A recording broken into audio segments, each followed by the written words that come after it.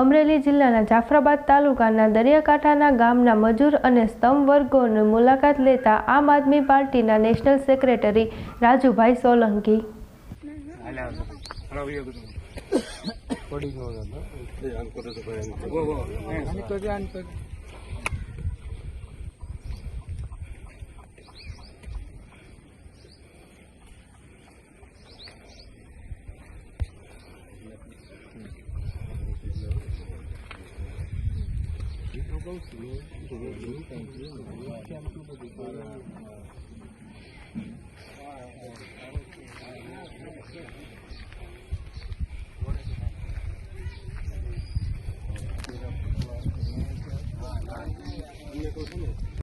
મિત્રો, આજે આ ગામના સરપંચ દેવપરા ગામના સરપંચ વાલજીભાઈ પણ અમારી વચ્ચે છે અને કોળી સમાજના આગેવાન ગૌતમભાઈ છે, સંજયભાઈ બેરાઈ છે.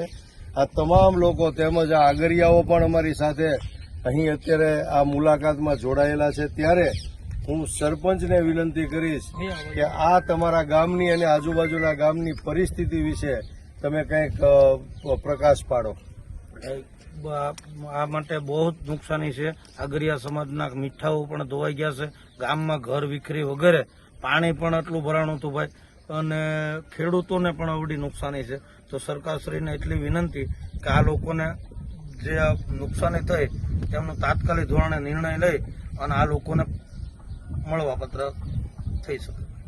કહો છો કે આ બધું આપણે ઓલામાં ગયું છે, સરકારશ્રીમાં ગયું છે, બરોબર, છતાંય તે આ લોકો ઓને આમના આ લોકોને અહીંયા મકાન છે ને બધા અનલીગલી અહીંયા 40 પ્લોટ મળેલા છે, બાકી કોઈનું મકાન લીગલ નથી ને આજ સુધીમાં શું નથી, કાંઈ થતું નથી.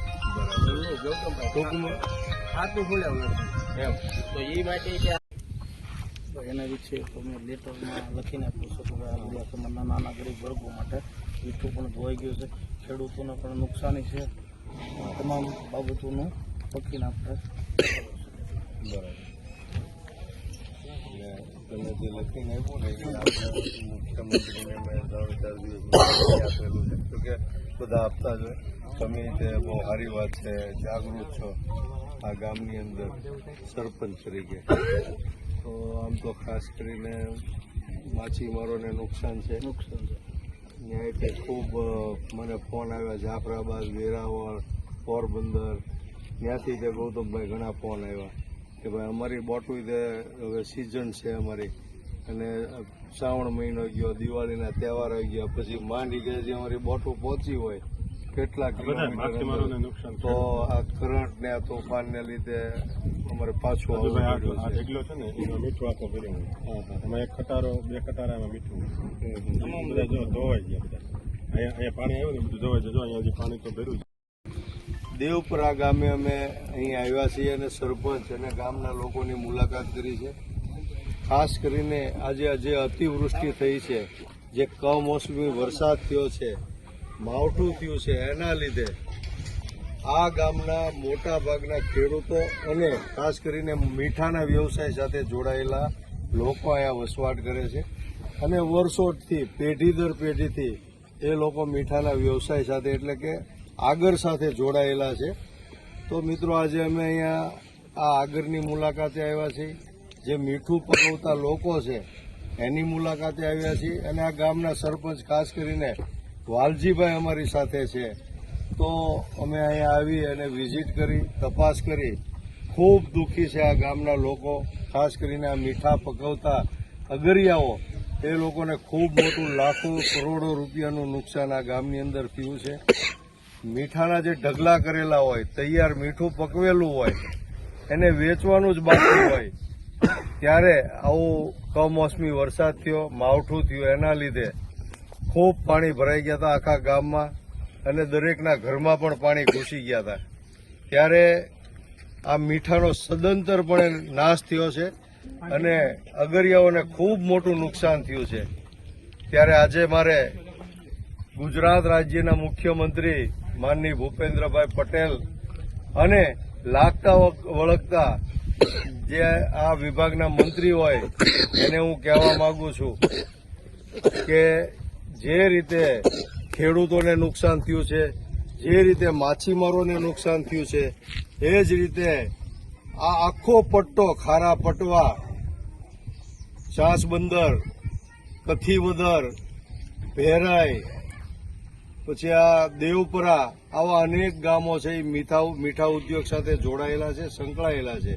ત્યારે મારે મુખ્યમંત્રીને કહેવું છે, તાત્કાલિક ધોરણે આ લોકો પાયમાલ થઈ ગયા છે, બરબાદ થઈ ગયા છે, એની મહેનત ઉપર પાણી ફરી વળ્યું છે.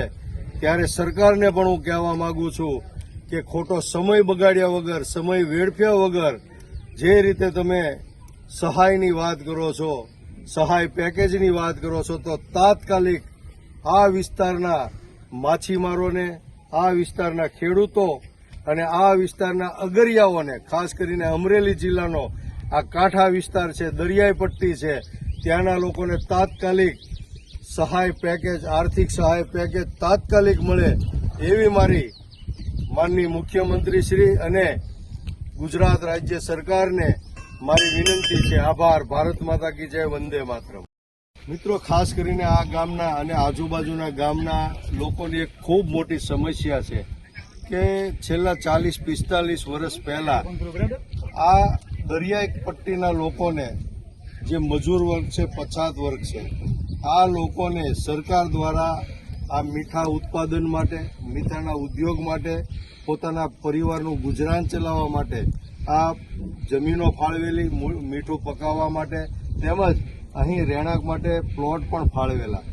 પરંતુ છેલ્લા 20 વર્ષથી સરકાર દ્વારા આ લોકોની જમીન, જે મીઠું પકાવતા હતા 40-45 વર્ષ પહેલાથી, એની જમીન રિન્યુ કરવામાં સરકાર દ્વારા રિન્યુ કરવામાં આવતી નથી. એ આ ગામના લોકોની ખૂબ મોટી પીડા છે, વેદના છે. કારણ કે ઘણા વર્ષોથી આ લોકો મીઠું પકવીને પોતાના પરિવારનું ગુજરાન ચલાવતા હતા. પરંતુ ક્યાંક ને ક્યાંક મને એવું લાગી રહ્યું કે સરકારની મેલી મુરાદને કારણે, મેલી મુરાદ એટલા માટે કે આ જમીન સરકારે આ ગરીબ અગરિયાઓ પાસેથી હસ્તગત કરીને સરકારશ્રીમાં લઈ અને આ જમીન હાલ અહીંયા મોટા મોટા ઉદ્યોગપતિઓ અને મોટી મોટી કંપનીઓને સાવ મફતના ભાવમાં, કોડીના ભાવમાં આ જમીન આપવામાં આવી રહી છે.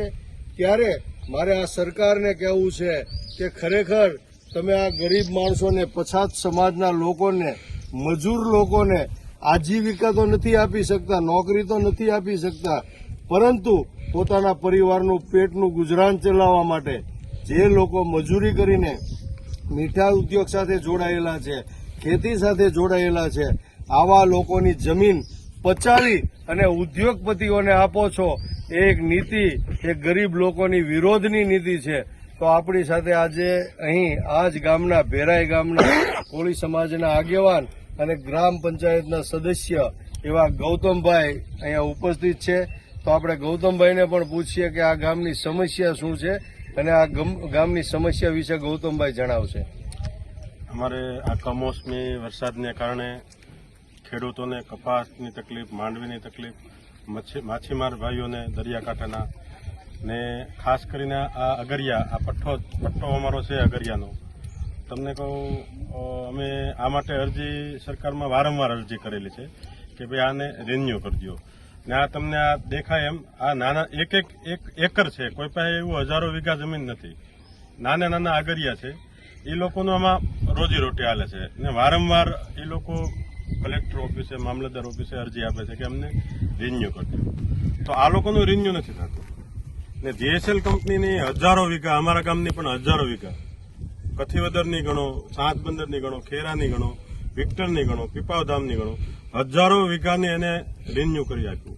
તો આ નાના લોકોને શા માટે નથી કરી આપતા, એ સરકારશ્રીને હું કહેવા માંગુ છું ને રજૂઆત પણ કરવા માંગુ છું કે આ લોકોને રિન્યુ કરી દે ને અત્યારે જે તકલીફ છે બધાને એને સહાય આપે. જય શ્રી રામ. ખાસ કરીને ગૌતમભાઈ, જે ભેરાઈના જે કોળી સમાજના આગેવાન છે, એની વાત ઉપરથી મને એવું લાગ્યું કે ખરેખર સરકાર આ ગરીબ અને પછાત વિસ્તારના લોકો હારે અન્યાય કરી રહી છે. અને આ ગરીબ માણસોની, જેમ ગૌતમભાઈએ કીધું કે આ કોઈ મોટી જમીન નથી, 10, 20, 50 વીઘા જમીન નથી, માત્ર ને માત્ર 1 વીઘો, અડધો વીઘો, 2 વીઘા આવી જમીનમાં એ લોકો મીઠું પકવીને પોતાના પરિવારનું ગુજરાન ચલાવી રહ્યા છે. એના ઉપર પણ સરકારનો ડોળો છે, એની નજર છે. આ જમીનો પચાવીને કંપનીઓને આપે છે.